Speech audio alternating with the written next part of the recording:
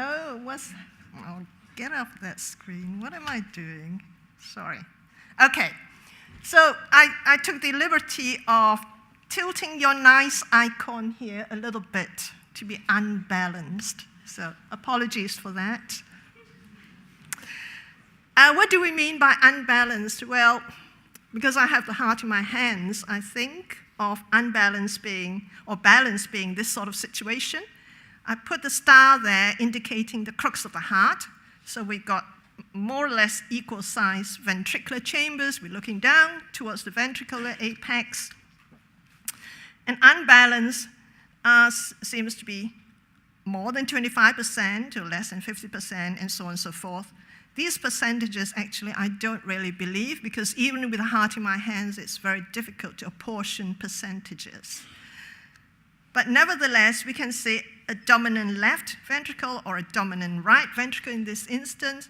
But bear in mind that the septum may not always come to the crux, for instance, and you may get this sort of situation where the septum has moved well away from the crux and giving you a double inlet left ventricle situation, or the North Americans, I think, prefer to call this diagram, this picture, denoting common inlet rather than double inlet, simply because I've drawn a common atrioventricular valve.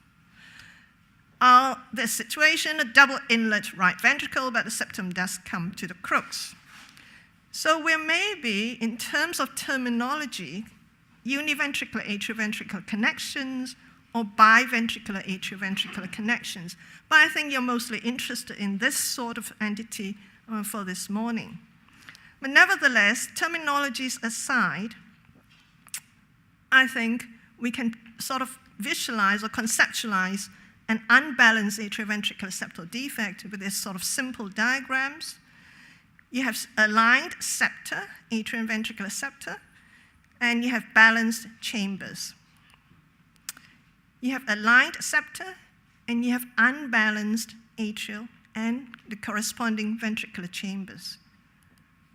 Or you have malaligned septa, also giving you unbalanced chamber size. In this case, I've drawn in the ventricular sizes. So if we take this concept and look at a few examples, we have in this instance a neonatal case with a dominant right heart, partial atrioventricular septal defect, if you like. But this is the more anterior slice. We see left ventricle coming up to the aorta, right ventricle forming the apex of the heart. Slice it a bit deeper, and you do get the atrial septum, ventricular septum lining up. You've got a smaller left atrioventricular valve orifice.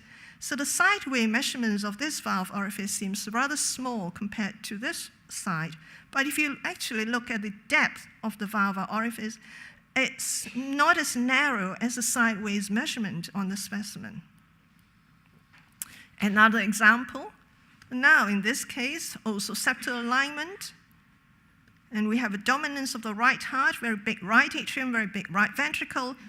And here, still septal alignment, but a much smaller left-sided atrioventricular valve orifice to almost a slit-like left ventricle.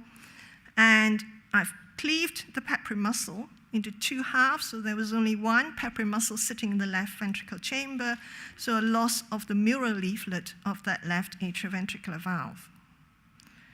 So moving on, now we have septal malalignment as not demonstrated on this endocast that I made, but this endocast does show a smaller right ventricle versus a big left ventricle. In fact, this is a cast I made from a heart with a dominant left ventricle in complete atrioventricular septal defect, and this is that heart.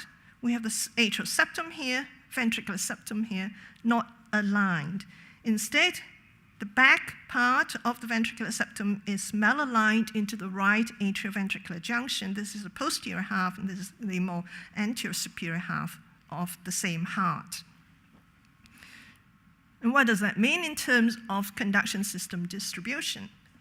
Well, if we take this part of the heart, enlarge it here, we've got septal malalignment, and we see the coronary sinus orifice here. So the apex of triangle of Koch is here, a regular atrioventricular node, if it exists. Usually we find only a tiny little resemblance of it is not making the connection. Instead, we expect, if there's a lined septum, a proper atrioventricular node sitting here. But because of the malalignment of the ventricular septum to the right side, the node is further shifted rightward, going along with where the ventricular septum rises up to meet up with the atrioventricular junction. So a movement, a shift, if you like, of the connecting atrioventricular node rightwards. You still have a long, non-branching atrioventricular conduction and bundle and branching bundle and so on and so forth. Now then, this is really out of interest. We've talked of unbalanced ventricular sizes, but how about unbalanced atrial sizes? In this quite rare entity, we have in this heart, again, slice 4 chambers, this is the back half, the front half, we see dominance of the right atrium, very small left atrium. The atrial septum I've pointed out here and here. The lower part of it was, if we extend it backward, inserting towards the atrioventricular junction well to the left side. So this is the front part. You see more of that atrial septal structure now. So the right atrium is in fact opening to both left and right ventricles. But both ventricles, as you can see in this picture, is more or less balanced in size. And this rather rare entity has been dubbed in the double outlet right atrium. So looking from the right atrial chamber, we see 2 outlets. So oriented anatomically, this sort of situation, a DORA, if you like.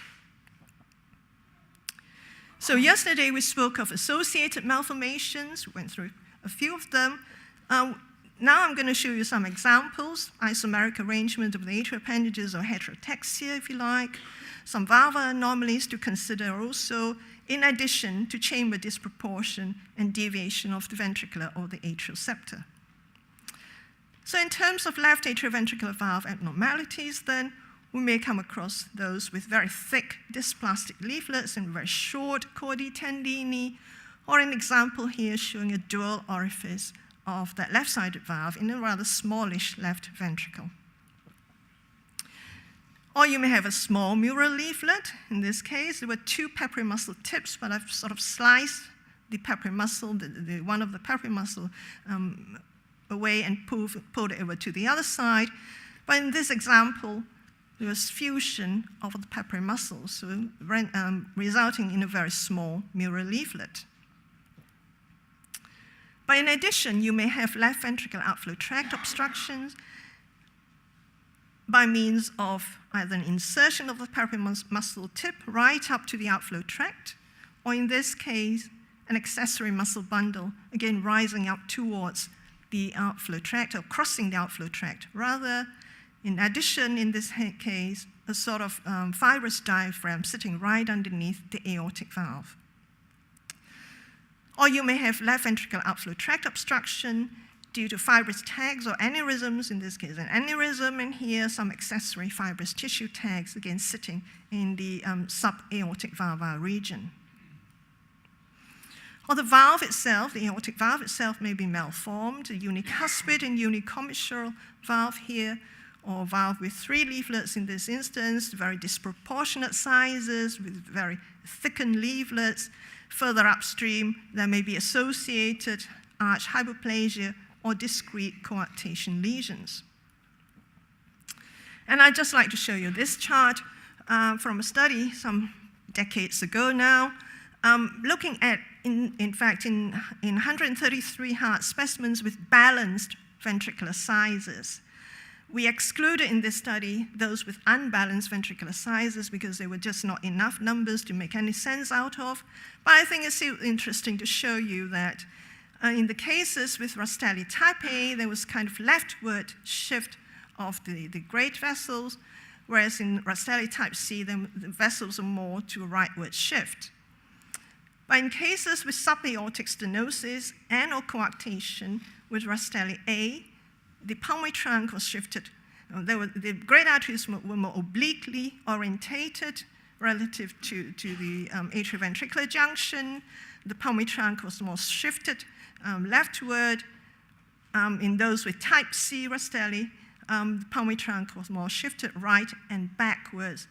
And in those with tetralogy of Fallot, we only actually found tetralogy of Fallot in cases with Rastelli type C. We never found any cases with Rastelli type A. In these cases, the pulmonary trunk was more shifted posteriorly. So if you're considering the geometry of the outflow tracts, for example, in these cases, not straightforward. So the comment yesterday that not all atrioventricular septal defects are the same holds true, I think. Each one is very different from another. And now some examples. In this 4-chamber view, a fetal heart, we see the right side of the heart. Here, we see the right side. This is the back part. We see the left side. We see a small left ventricle. We see a small left atrium. We see a very dilated coronary sinus. In fact, the left ventricle doesn't look too bad, does it? See? It's coming up, almost to, not quite to the apex, granted. But what about the outflow tract? In fact, the front part of the same heart shows aortic atresia. See the tiny little aortic, ascending aorta, and here's the 4-chamber cut again. So the size of the left ventricle may look not that diminutive as we expect for aortic atresia, but it has aortic atresia. Another example, this one actually had left atrial appendage on the right side. It had left isomerism, in fact. We see a finger-like left atrial appendage. Open up the right side of the heart, we see a morphologic left ventricle, a smallish morphologic left ventricle. We tend to see like a more bigger left-sided atrioventricular valve here. And this movie shows you, again, the left morphologic left atrium here with the appendage, narrow os to the appendage, and here a bigger ventricle on the left side, the small right atrioventricular junction versus the bigger left atrioventricular junction. So a bigger right ventricle with double outlet coming out from this right ventricular chamber. So what are the associated anomalies then? It's left isomerism, right ventricle on the left side with double outlet right ventricle, and there was pulmonary stenosis. This other example then, there's a 19-week fetus with juxtaposition of the atrial appendages. There's left atrial isomerism, 2 appendages both to the left side. The right-sided chamber shows a morphologic left ventricle, small cavity, but very heavy indentations into that ventricular wall, suggestive of non-compaction, and similarly, on the left side, a morphologic right ventricle, giving origin to aorta and a subpulmonary infundibulum to the pulmonary trunk. So a double outlet from the morphologic right ventricle, a right-sided left ventricle and left-sided right ventricle.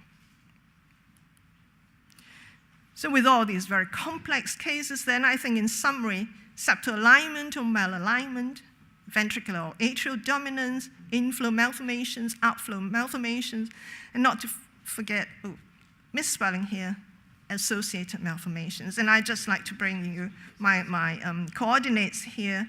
We're on LinkedIn, so Brompton Cardiac Morphology, if you want to join us, and our email address is down here. Thank you very much.